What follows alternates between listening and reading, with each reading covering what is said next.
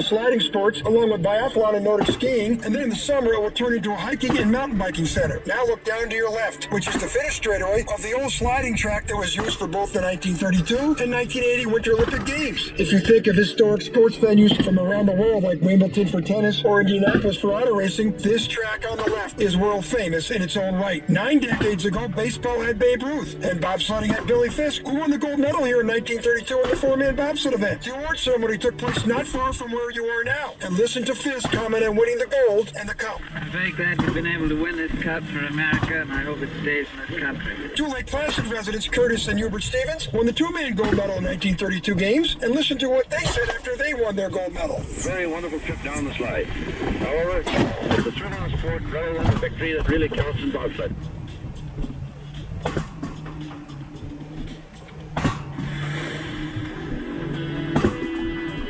If you look to the left, you will see the new cross-country and biathlon courses that were just built to accommodate the 2023 World University Games that will be staged in Lake Placid. This event will enrich Lake Placid and New York State's Olympic legacy into a second 100-year span. This global event will be staged over 11 days with 13 different sports competing, involving 600 universities, 60 nations, and a total of 3,000 athletes, delegates, and officials.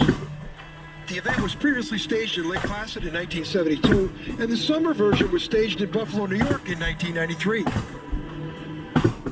Hi folks, I'm Alana Myers-Taylor, pilot of the U.S. Women's Bobsled team and 3-time Olympic medal winner. I want to review some of the riding instructions with you. Remember, you are in full control of the ride once you have passed the attended building at the top. You will be able to control your speed with the brake levers. Simply push the levers to go and pull the levers to slow down or to brake. Keep your eyes forward at all times. Remember, it is your responsibility to slow down and brake for slow or stopped riders. Maintain 80 feet between you and the car in front of you. You should increase your distance to 180 feet for wet conditions. There are signs along the uphill ride to assist you in judging 80 feet and 180 feet. Keep your hands and feet inside the car at all times. Pay attention and read instructional signs along the way. If the ride stops for any reason, stay in your cart and await further instructions. Have a great ride.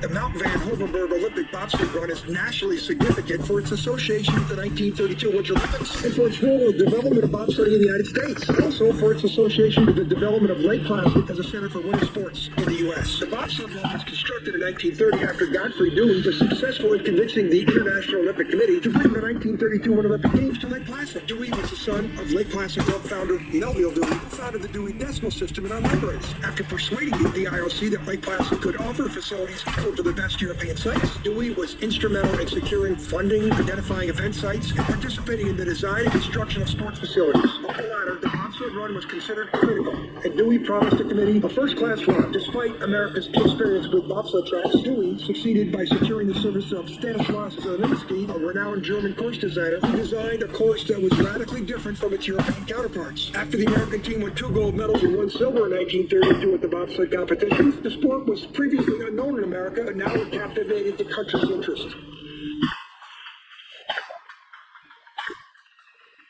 straight up in front of you to the top of the mountain they call Mount Van Hoevenberg. Way up there was the original start of the 1932 bobsled competition. The track then was 1.5 miles in length. It was shortened in 1939 to 1 mile, and if you get a chance, there's a great trail to the top where you can see the remnants of the old 1932 track, and when you get to the top, a breathtaking view awaits you. If you look to the left, that building is where the start was for the 1980 Winter Olympic Games bobsled competition. On your right is the new bobsled luge and skeleton start wall that was built in 1999 for the Winter Goodwill Games. And further right, you will see the ski jumps, Whiteface Mountain, the Olympic Arena downtown Lake Placid, and that's where the greatest moment in sport of the 20th century took place in 1980 when a bunch of USA college hockey players beat the mighty Russians in the famous Miracle on Ice. You might have seen that movie Miracle with Kurt Russell.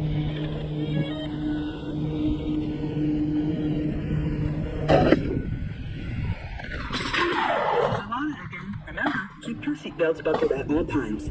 You will soon be entering the downhill track. Keep both hands on the brake levers at all times. Push the brake levers forward now, and keep them forward until you have passed the attended building. Thanks.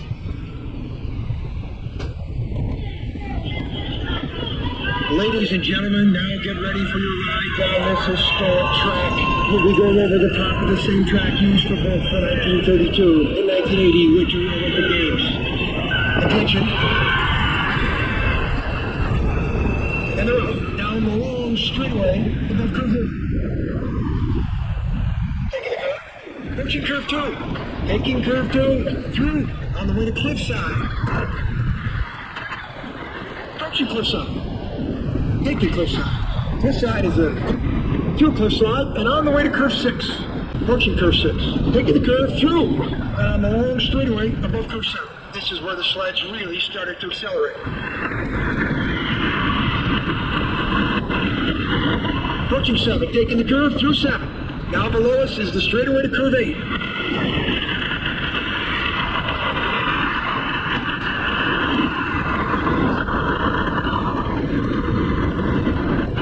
Approaching 8, taking the curve through 8, on the way to Big Shady.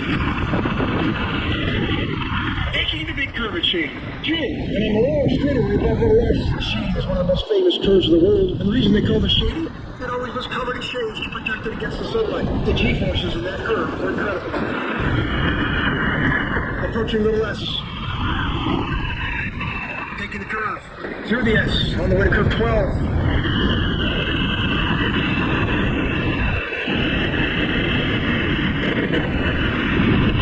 Taking the curve through 12 and on the way to the world famous zigzag curve.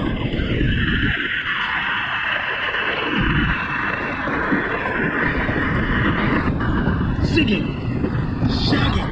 What a change of direction at 75-mile-an-hour plus. Huge crowds used to be in the zigzag area, and for good reason. Through zigzag and on the way to curve 15. Taking the curve 15 on the long straightaway above the finish curve. And now we're going to head on a 360-degree curve we call a Kreisel. Only 2 Olympic tracks ever had one of these built. Now you're approaching the finish curve. Taking the curve through and down.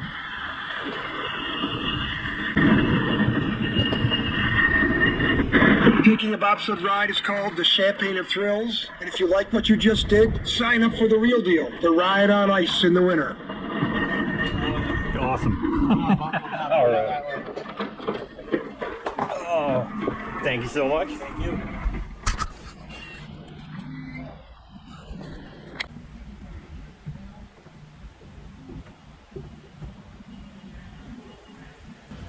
Taking a bobsled ride is called the Champagne of Thrills. But if you like what you just did, sign up for the real deal. The ride on ice in the winter. How was it? Good. You're going buckle home right out.